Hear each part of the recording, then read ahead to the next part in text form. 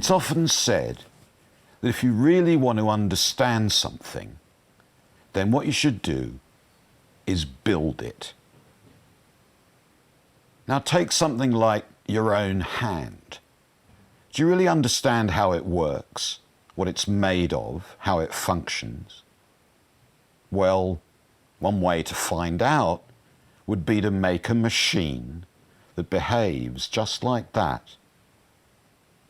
For a very long time, that was an impossible dream. The idea that there could be machines that could behave exactly like our own bodies seemed entirely out of reach.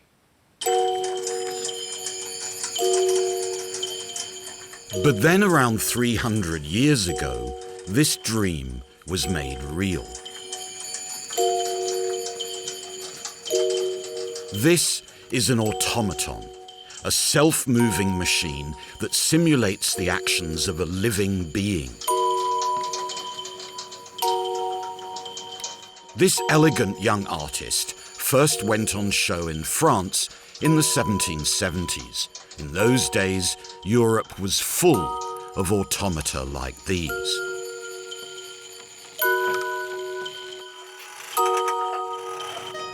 They entertained kings and princes and taught moral lessons to citizens. They raised deep philosophical questions, and they would foment revolution.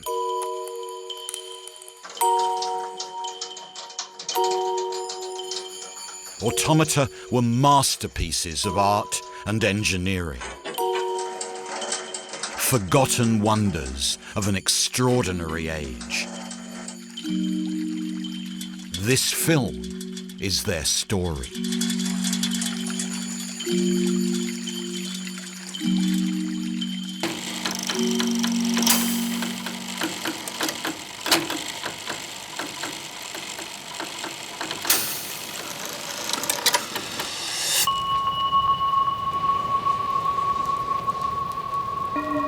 For a very long time, the construction of machines that could move like humans or animals seemed completely fantastical.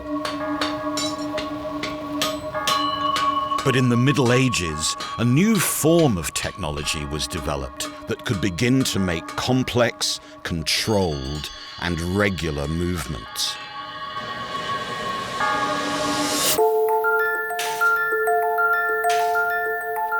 This technology was mechanical clockwork, and it would be used in some of the very earliest automata. The development of clockwork was driven by a new type of social organization, the burgeoning medieval city. For medieval city-states, clockwork offered a vital tool to help govern their population. The city was home to explosive tensions. The city air made people free, so it was said in the Middle Ages, and what that meant was a big urban problem. Masters and servants, traders and employees were at each other's throat. In the city, there was plague, and there was fire, and there was civil strife.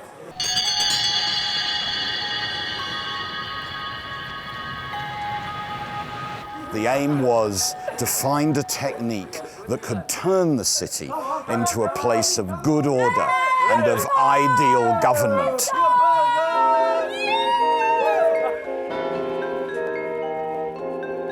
Clockwork could offer the solution. The sound of the bells reached out across the city, bringing together its disparate groups and offering regularity in a world entirely removed from nature.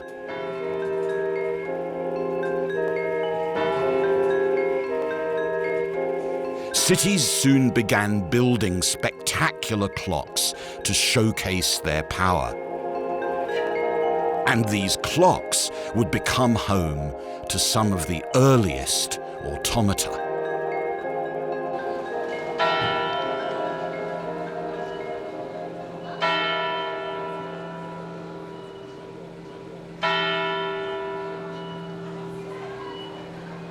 This is the Zeitglocke, a German word that means time bell.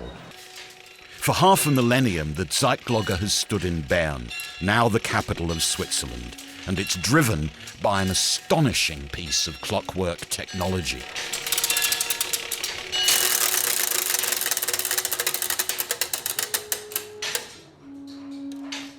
This is the machine at the heart of the Zeitglocke. Its beat, its to and fro movement, is the beat that drives the time system of the city. These complex gears, coiled ropes, and moving weights are a system designed more than 500 years ago, and they're still working perfectly. Right at the top of the machine is a device which turns the energy of the weights into the system that marks the minutes and the hours. Almost as soon as such devices were built, their fluttering, their oscillation, their regular movement was compared with the movement of the human body. The analogy between clockwork and the body inspired the engineers of the Zeitglocke to experiment, to combine clocks with art, with sculpture, and with design. Clockwork could now be used to bring machines to life.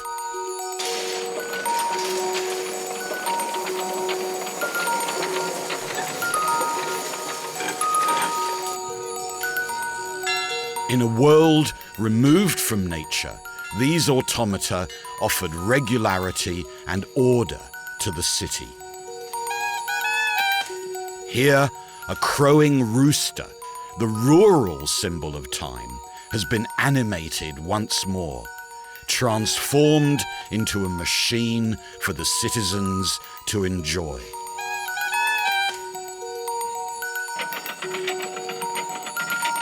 The Zeitglocke and its theatre of machines was a vision of the world that the city dwellers had left behind.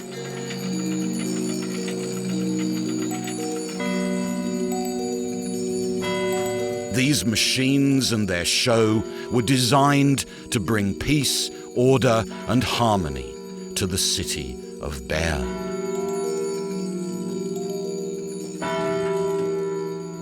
The great mechanical clocks of the medieval European towns were intensely public structures. From Bern across the whole of Europe, the clocks of the cities taught their citizens lessons in morality and virtue. But all that was soon to change, and to change really dramatically. These automata would become private. Mechanical theatres that showed the universe and the world to the few princes and rulers who governed them.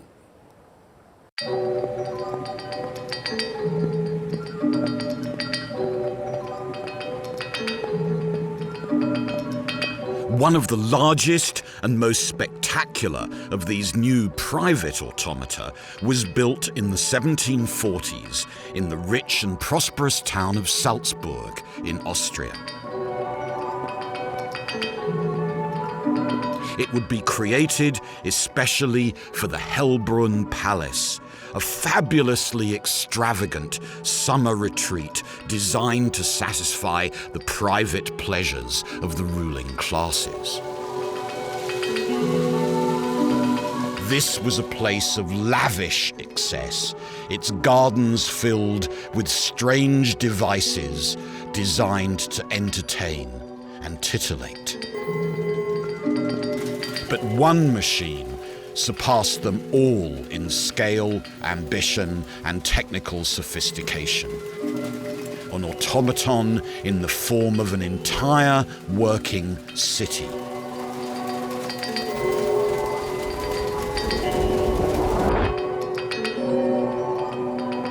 The automaton was commissioned in the 1740s by this man, Archbishop Jakob von Dietrichstein. For him, the machine was the vision of a perfect society. A city populated by well-behaved, obedient, automaton subjects.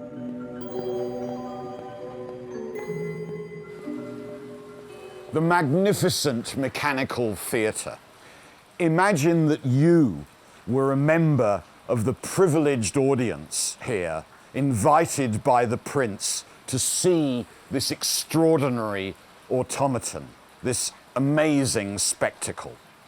What you're looking at is a harmonious, orderly, and entertaining vision of the way the city works, or rather, the way the city should work.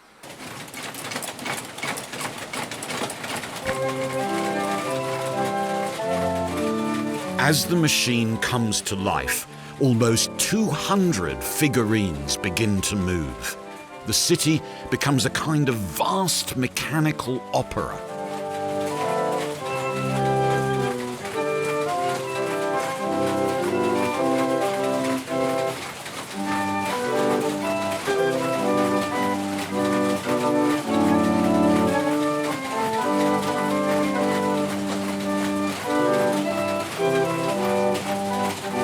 Beneath, water pressure turns a wheel that is connected via a series of gears to the entire machine.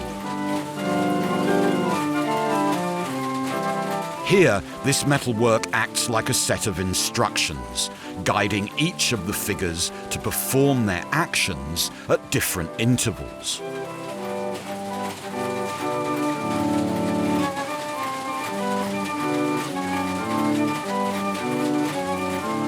Above the mechanism, the workers execute their tasks perfectly, mechanically, automatically. Meanwhile, an elegant and aristocratic audience keeps watch with the most minimal of movement. This is a prince's vision of a utopian society.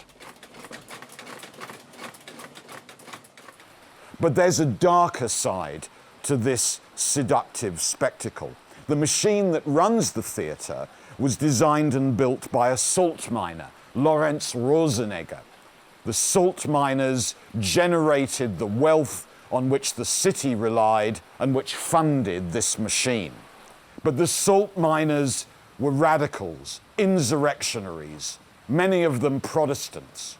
A decade before this theatre was built, almost all the Protestants in Salzburg had been expelled by the order of its ruler. Rosenegger indeed conducted the work on this theatre under armed guard to keep him at his job. It was a technical masterpiece, but for the salt miners, it was a machine that represented the tyrannic power that ruled them.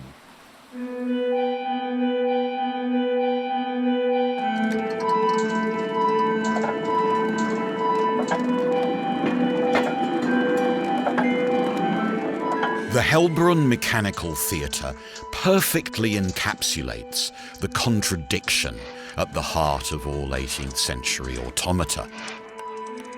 These were machines built as entertainment for a fabulously wealthy court society.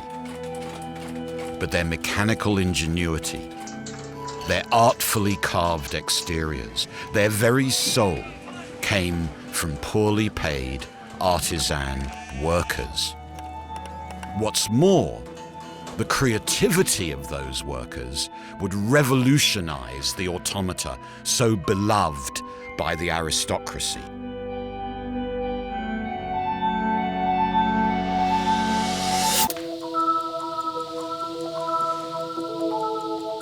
In the 18th century, artisans in the workshops of Europe began developing ingenious ways with which to miniaturize the components of clocks and watches. With these new, smaller mechanisms, automata changed. They no longer had to be routed to the spot.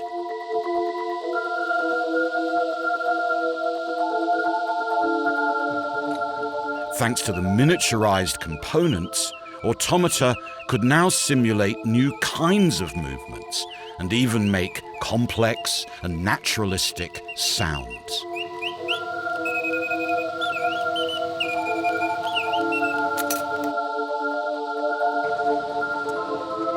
To see how some of these amazing feats of miniaturization were achieved, I've come to meet Jonathan Betts, Senior Curator of Horology at the Royal Observatory in Greenwich. When we say small, I think it's really interesting to think a bit about just how small the technologies that go into watchmaking in general and some of the automata is. So you've got here some equipment to cut a screw. Yes. To cut the pitch This is just an example of how the really tiny stuff was done.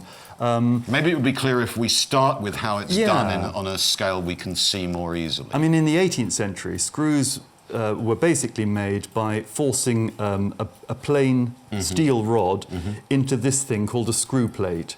And each one of these holes has a screw thread in it. And if you force a piece of steel rod into that hole and turn it as you do so, it will form a thread on the shaft. This is basically the same thing as a screw plate, but it has a single hole in the middle. It's going to be difficult for you to see, but right at the centre is a tiny little hole.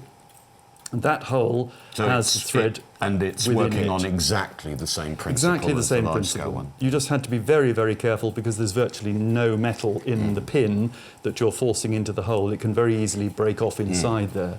But that's basically how it works. And an example here of the kind of tiny screw, this is from a small watch balance. And if I just place it there, you can see on the scale of 1 penny just how tiny it is. This tiny screw and its ingenious manufacturing process are just one example of the amazing techniques developed by the clock trade. There is a tendency for people to forget that every single one of these things has to be made by someone. They don't sort of grow organically.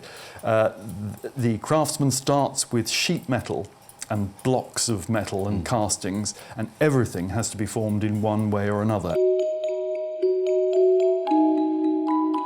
Creating these intricately machined components was an extremely difficult job for the artisans, and the work took place in distinctly unsalubrious settings.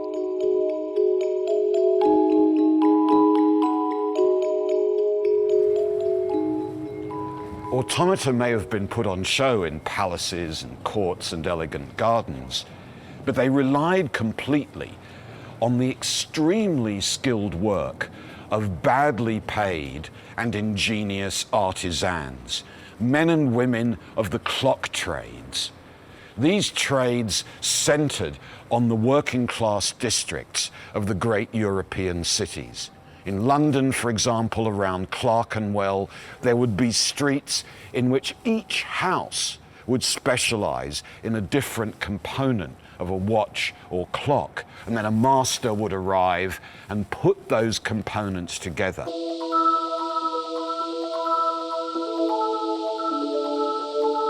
The distributed and coordinated labour of a vast artisan workforce was essential to making clocks and automata. But life as an artisan in the clock trade was tough. In places like this, gathered round a table would be half a dozen workers devoted entirely to one specific task of the trade. They'd be preparing the spring drives that were the source of energy for each clock. They'd be cutting a gear of exquisite tininess inside the watchwork itself. This was hard, painful, labour that required the most intense attention, lit only by candlelight. One's eyes could fail, you could damage your limbs. And yet, while this was challenging and difficult work, it was also innovative. It was here that new tools, new machines, new kinds of designs were constantly being developed.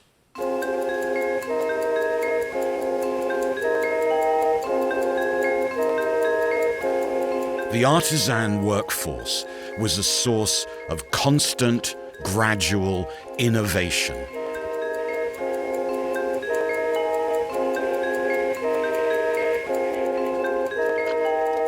What had once needed an entire clock tower could now be made to fit snugly into the palm of one hand.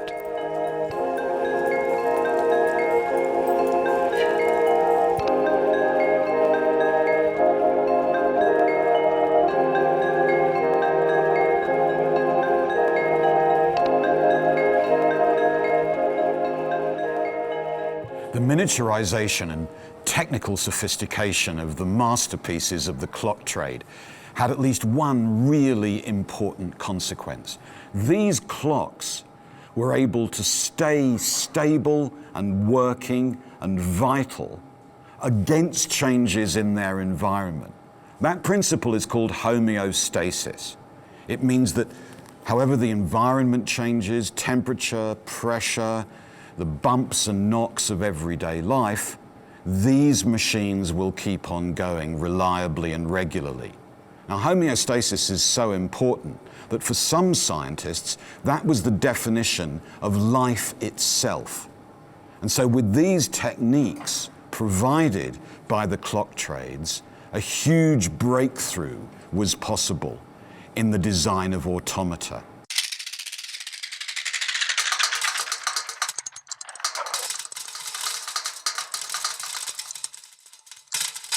Automaton makers could perhaps not just imitate, but simulate living beings.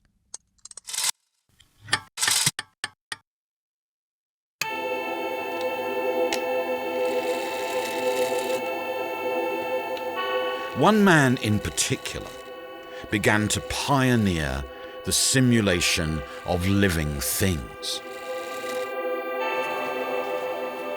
His name was Jacques de Vaucanson, and he succeeded in building some of the most beautiful and complex clockwork beings of the era. Vaucanson was convinced that there was no significant difference between humans and machines. He spent his nights attending anatomy classes, studying in extreme and gory detail the way the body worked.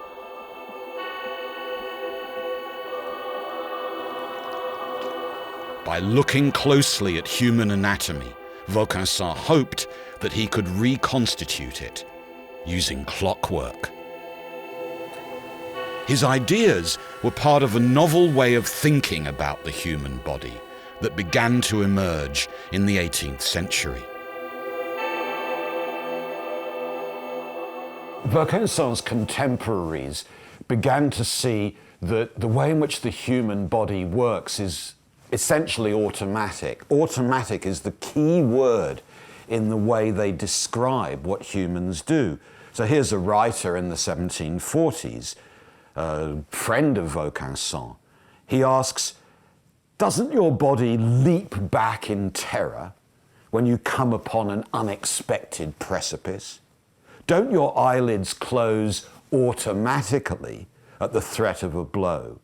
Don't your lungs automatically work," he says, "continually like a bellows?" And it was exactly those ideas that Vaucanson would use to engineer a machine that could simulate life itself.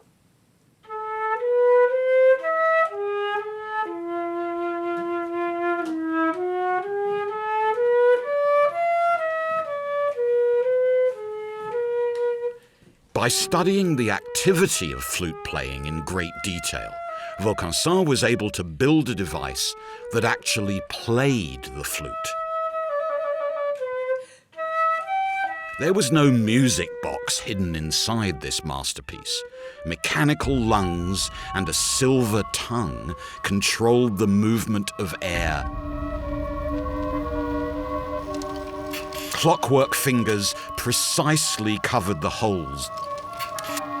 And Vaucanson even got hold of real skin with which to clothe his extraordinary machine. The automaton took Europe by storm.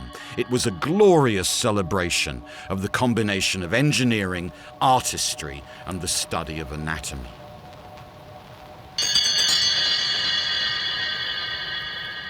Unfortunately, Vaucanson's flute player does not survive. What made such a splash in the 18th century disappeared somewhere in Eastern Europe in the 19th century, and its whereabouts, or indeed its survival, are now completely unknown.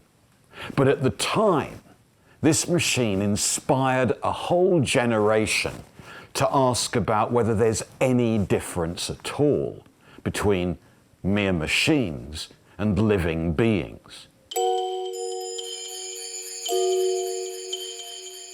Vaucanson's work had inspired philosophical debate and much technical innovation. But for all his visionary ideas, his success was based on the mastery of one seemingly simple mechanical device.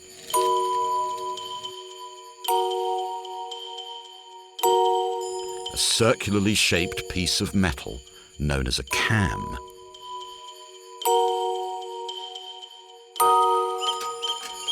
The beauty of the cam lies in its versatility. Anything that the machine needs to do can be cut into the undulating surface of the cam.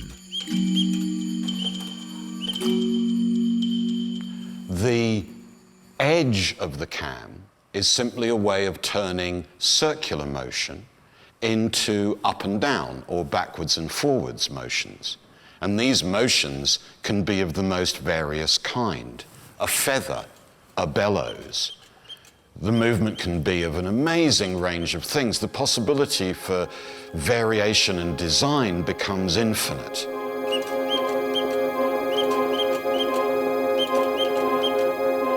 Cams function as a kind of mechanical memory for a machine. The more detailed and intricate the edge of the cam, the more complex the actions it can store.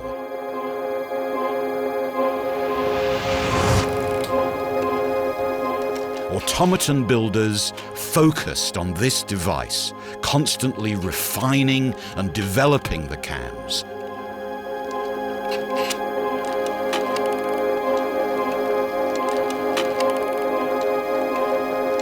Devices would be built that contained whole stacks of miniaturized cams.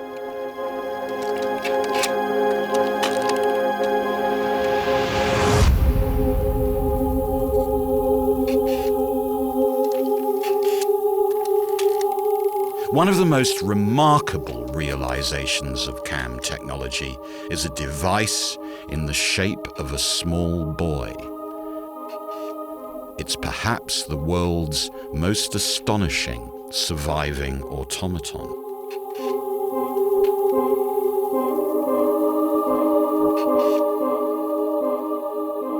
What's on this card is a piece of writing made by a 240-year-old machine. One of my favorite machines, one of the most magnificent automata of the 18th century. It's this boy, this writer. He was built in Switzerland by Pierre Jacques-Droz, one of Switzerland's greatest clockmakers. And the aim was, I think, to mechanize reason and automate the passions.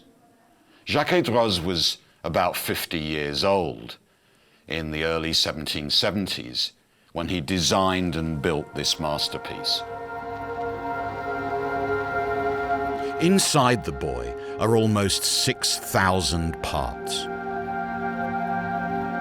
What's astonishing is that every one of these crafted components has been refined and miniaturized to fit completely inside the body of the boy himself. What Jacques-Droz did was to use the technologies of homeostasis, of miniaturization, to build really a true automaton. Inside the little writer is all his source of energy and all the machinery that drives him. He works on his own.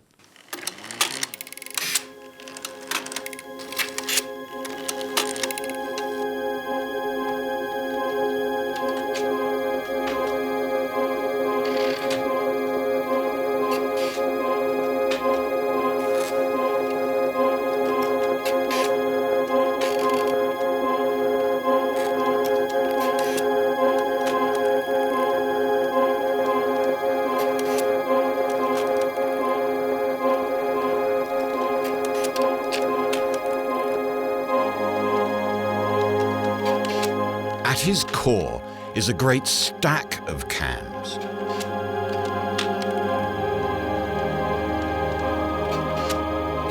As these cams move, 3 cam followers read their shaped edges and translate these into the movement of the boy's arm.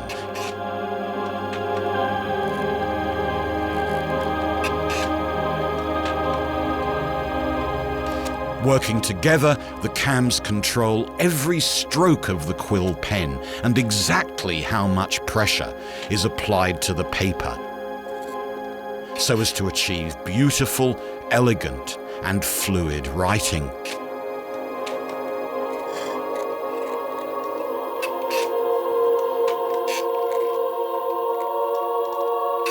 With this sublime machine, Jacques-Droz had reverse-engineered the very act of writing.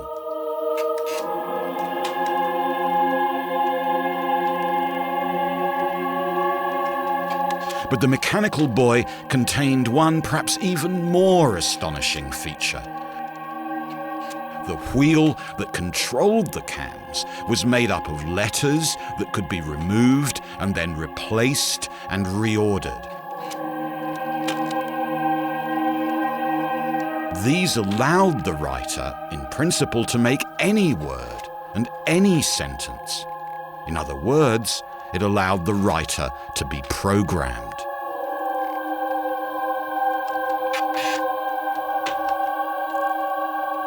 This beautiful boy is thus a distant ancestor of the modern programmable computer.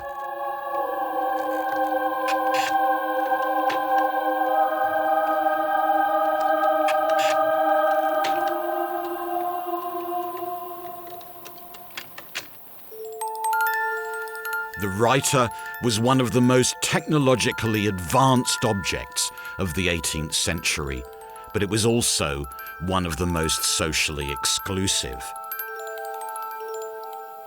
Like many other automata of the age, it was a private spectacle, only to be seen by the very privileged few. But that was soon to change. At the end of the 1700s, the playthings of the aristocracy would be turned against their patrons in the most dramatic way imaginable.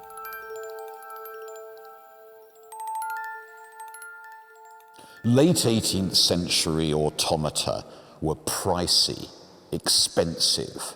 They were for posh people, for well-heeled gentry, for aristocrats, courtiers, monarchs. When Jacques-Droz brought his machines to Paris, he made sure that only the extremely wealthy could see them by charging ludicrously inflated prices and then proclaiming that no servant would be allowed in to see the show. The courtiers and the automata that fascinated them began to resemble each other too closely, because the resemblance was spotted by radicals, republicans, and revolutionaries, and they exploited it mercilessly.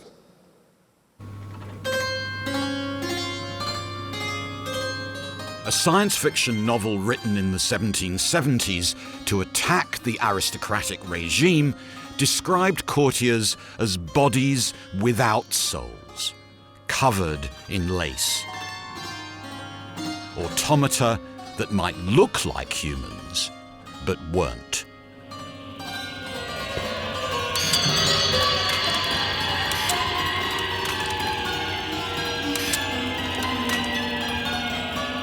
Radical pamphleteers pointed out that while it was easy to be an automaton, like the king, it was very hard to build one, like the artisans. Craftsmen were surely nobler than royalty.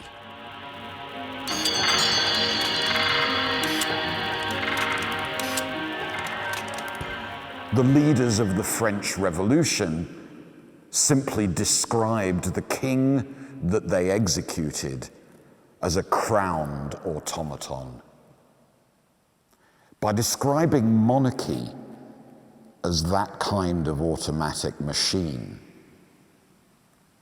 it became possible to destroy it.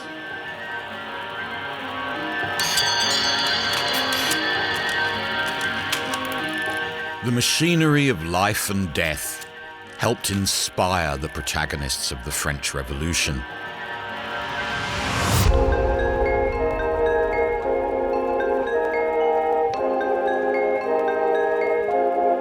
As the court society that had funded and built many of the grandest automata collapsed, these extraordinary machines would begin to change again. Automata became highly sought-after commodities in the newly emerging worlds of global trade.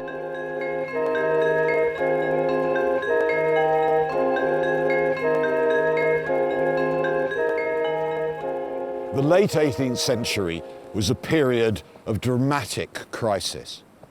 European society, economics, politics were completely transformed.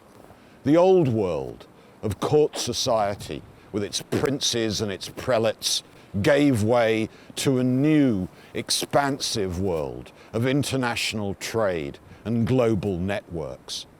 Into the European sphere erupted new kinds of peoples, aliens, exotic, foreign. And European machinery changed too. The automata would soon take on the appearance of these strangers. Automata would become foreign and exotic beings.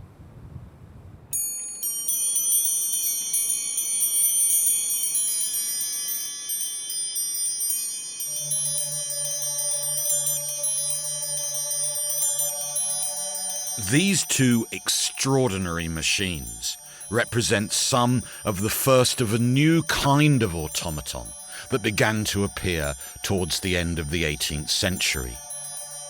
It's likely that they were made for the great London dealer, entrepreneur, and automaton salesman James Cox sometime towards the end of the 1700s. And they were made specifically to be exported to China. At the very end of the 18th century, Europeans were desperately trying to find anything they could sell to the rich and powerful Chinese. James Cox soon realized that while the Chinese were deeply uninterested in most of the trinkets that the West produced, the one thing they did desire was automata.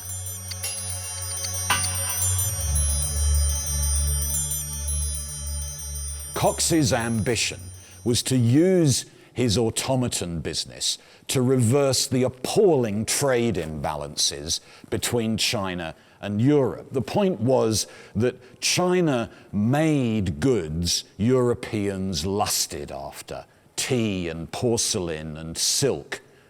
And the Chinese didn't seem to want anything that Europe produced, and this was the exception. Cox openly boasted in London that by manufacturing and then exporting clocks like these, he could make, as he put it, Asian luxury serve the arts of Europe and at last win cash for the really cash-strapped European trades. With the Chinese buying up automata in large quantities, London workshops and showrooms expanded and flourished. As money poured in from the East, lavish exhibitions attended by fashionable London residents were held to help promote and sell these new and highly exclusive commodities.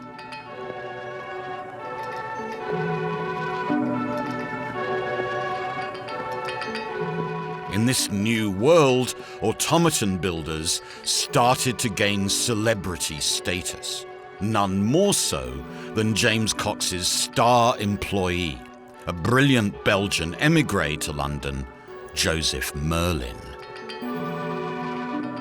Merlin cultivated a deliberately eccentric public reputation. He'd appear at showrooms and fashionable parties, dressed up as a barmaid with her own drink stall, playing the fiddle, and travelling round the room on his own newfangled invention, roller skates.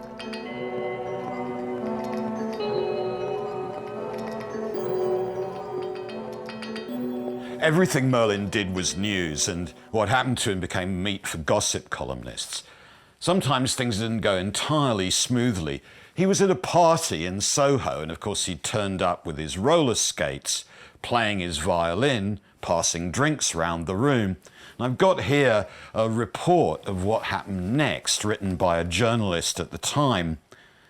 Having no means of retarding his velocity, or commanding his direction, we're told, Mr. Merlin impelled himself against a mirror of more than £500 value and dashed it to atoms and broke his violin to pieces and wounded himself most severely.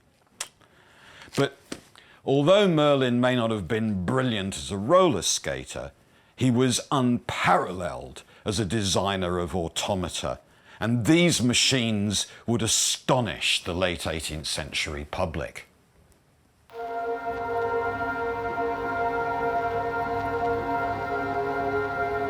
Merlin's masterpiece was a fabulous swan made entirely of silver.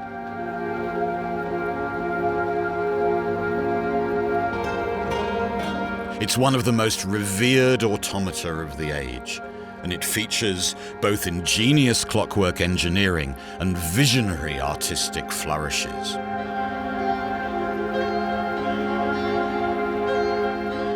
By using clockwork to drive these simple glass cylindrical rods, Merlin was able to mimic the extraordinary complexity of moving water.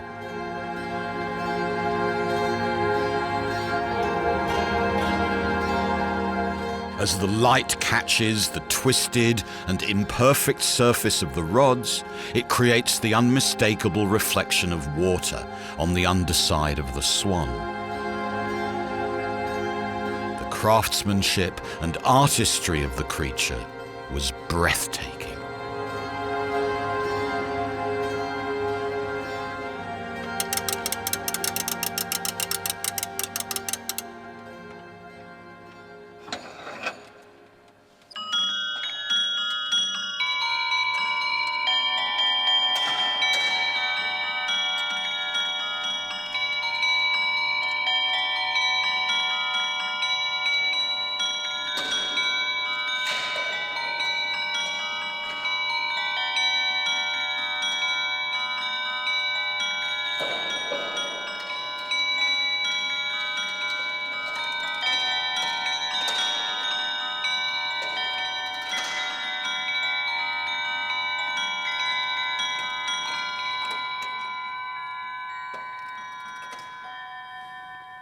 a mechanical marvel. When we look at the swan executing its actions with extraordinary precision, a masterpiece combining the clockmaker's art and the skill of the master jeweler, we can easily imagine the effect this device must have had on London audiences in the 1770s. It made Merlin's reputation as the social celebrity he'd always wanted to be. Celebrity culture at the time flocked to see this device, to gawp in amazement at this triumph of beauty and of technical skill.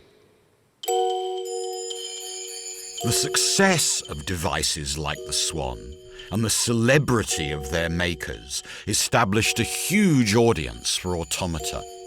And as the market expanded, new builders emerged, creating ever more ingenious ways to wow the public. The most eminent of these was Wolfgang von Kempelen, a man whose mechanical ability seemed to many almost supernatural. Von Kempelen became famous for creating a device far in advance of any machine that had ever been built.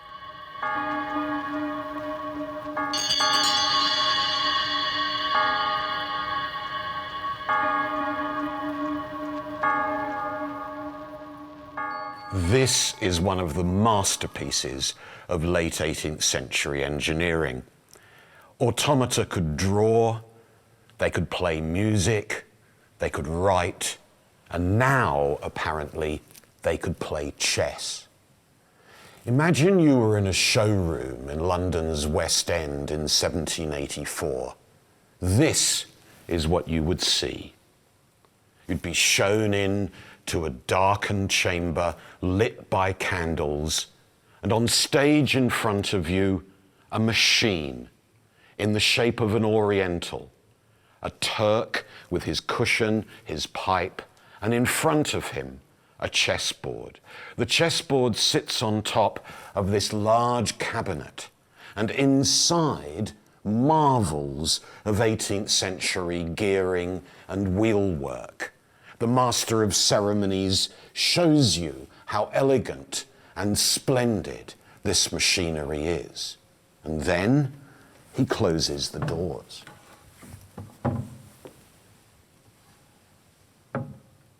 The machine has to be wound up.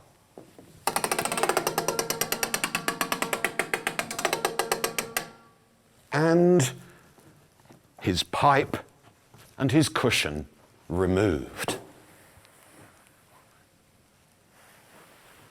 And now the Turk is ready to play chess.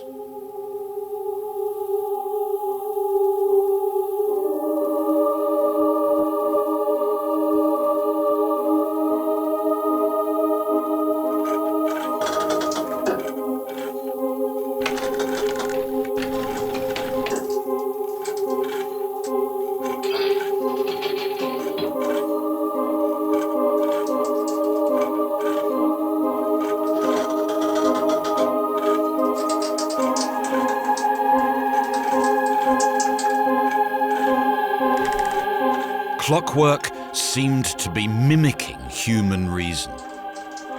One of the great hopes of the age had finally been realized. At last, the mind could be simulated by clockwork engineering.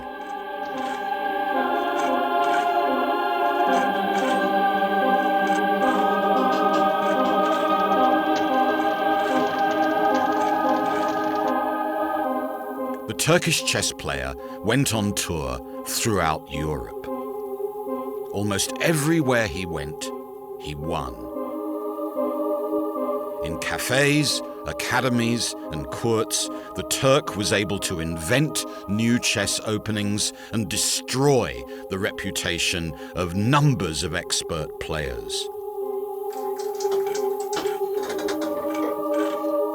As almost nothing else could at the time, the Turk demonstrated just how ambitious, just how endless the possibilities were for engineering, mechanism, and design.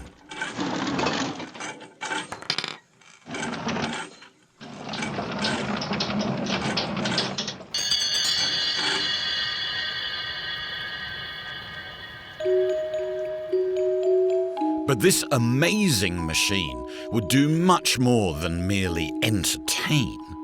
It would inspire one of the most important inventions of the Industrial Revolution.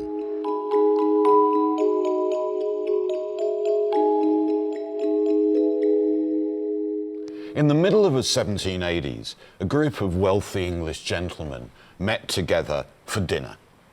And at their dinner party, they discussed one of the really major problems of the British textile trades. The problem was, could the process of weaving, one of the most complicated activities in industry, could there be a machine that could do something like that? Well, one of the guys at dinner had seen the Turkish chess player down in London, and he'd been completely amazed by what this machine could do. He reckoned that if there was a machine so ingenious that it could play chess, surely it would be possible to design a machine that could weave cloth.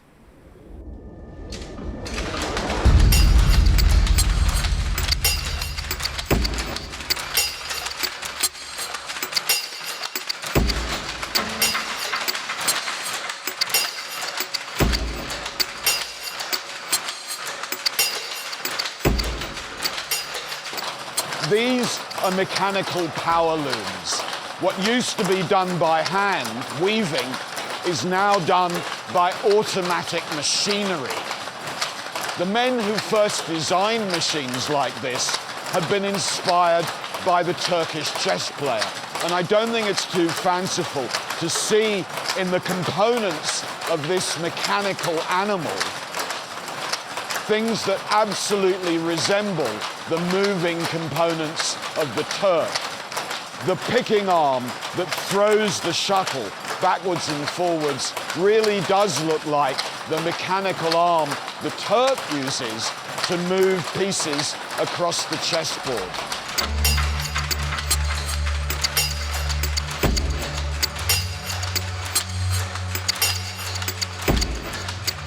Once upon a time, Automata had been there for entertainment, and now a range of automatic machines like this would revolutionize the world.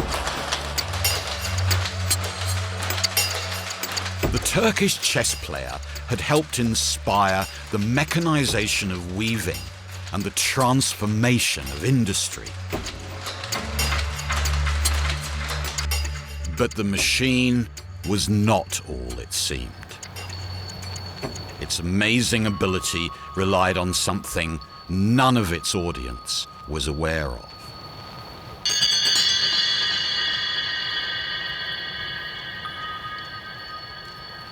In the end, the Turk's secret was revealed. As you can see, I'm sitting here inside the Turk. Despite appearances, there was more than enough room inside the cabinet for a fully grown human being to sit in some comfort. From inside, the operator could guide the Turk's arm, picking up and moving pieces at will. And they could follow the course of the game by looking up from underneath at the chessboard on top of the cabinet. So the Turk was an experiment about confidence. Instead of being a magnificent automaton, it was in fact a magnificently arranged device in which a human pretended to be a machine that was pretending to be a human. A vision of the fluidity, the ambiguity that characterized the boundary between humanity and technology, between people and machines.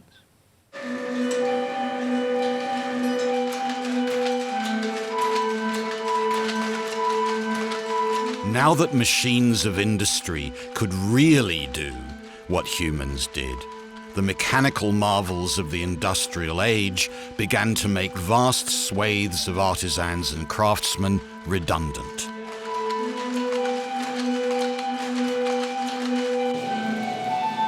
Having finally succeeded in building devices that could mimic the actions of the human body, the artisans had unwittingly created machines that would now be used to replace them.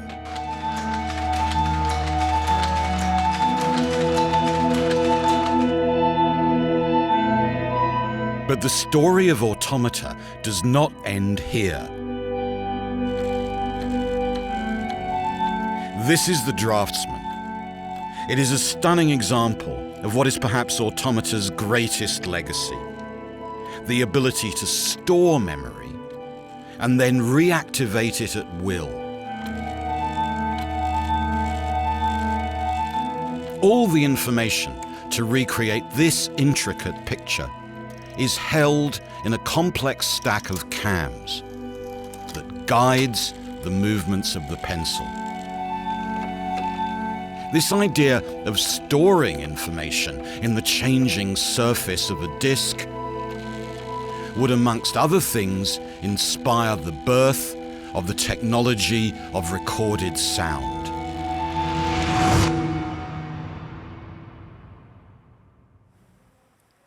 This vinyl disc is materialized memory, and it works exactly the way a cam in any automaton works. The groove that the needle follows encapsulates permanently and reliably an extremely complicated amount of information. Placed on a record player, that information can be recaptured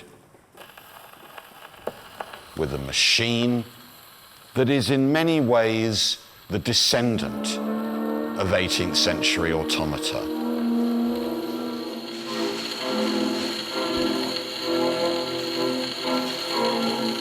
Recording technology doesn't just capture sound, it also tries to bring it back to life. We live in a world of technologies that try to achieve this. In cinema, we have a machine that captures the light and then brings it back to life. We think these are new technologies, but the story of Automata shows just how old they are. Automata are machines that allow us to experience again the movements of a world we thought we'd lost.